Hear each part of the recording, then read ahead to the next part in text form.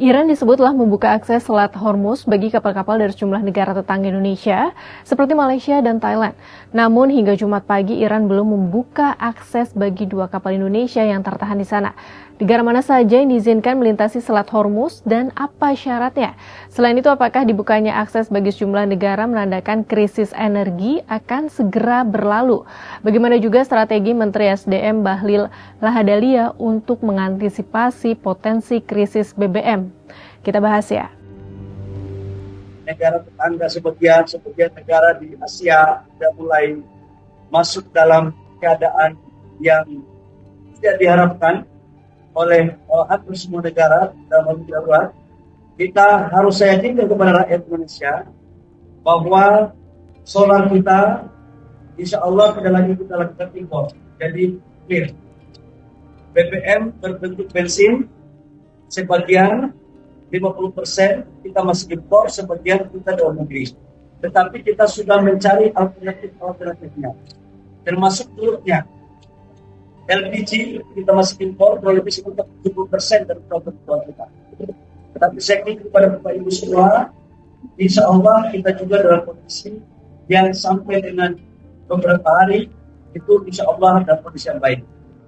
Bahlil menyebut Presiden Prabowo Subianto memerintahkannya beserta jajaran terkait untuk segera mencari pasokan minyak dari berbagai negara serta mengoptimalkan seluruh sumber energi yang dimiliki Indonesia.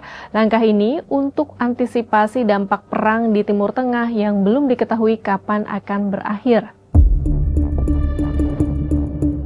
Sementara mengutip di Economic Times pada Kamis 26 Maret 2026, Menteri Luar Negeri Iran Abbas Araghchi disebut mengizinkan pelayaran melalui Selat Hormuz bagi negara-negara sahabat termasuk China, Rusia, India, Irak, dan Pakistan. The New York Times edisi Kamis 26 Maret juga melaporkan bahwa kapal-kapal dari Malaysia juga diizinkan melintasi Selat Hormuz. Perdana Menteri Malaysia Anwar Ibrahim berterima kasih kepada Presiden Iran Masoud Pezeshkian atas keputusan tersebut. Anwar juga menyebut keputusan itu dicapai setelah komunikasi dengan sejumlah pemimpin kawasan termasuk dari Iran, Mesir, dan Turki. Sebelumnya, Iran mengizinkan kapal yang dikategorikan sebagai kapal tidak bermusuhan untuk melintas di Selat Hormuz.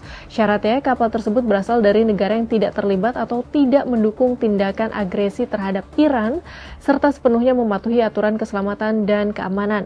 Kapal-kapal tersebut memperoleh akses ke jalur aman di Selat Hormuz melalui koordinasi dengan otoritas Iran yang berwenang. Lalu jika beberapa negara sudah diperbolehkan melintasi Selat Hormuz, apakah krisis energi akan segera berlalu?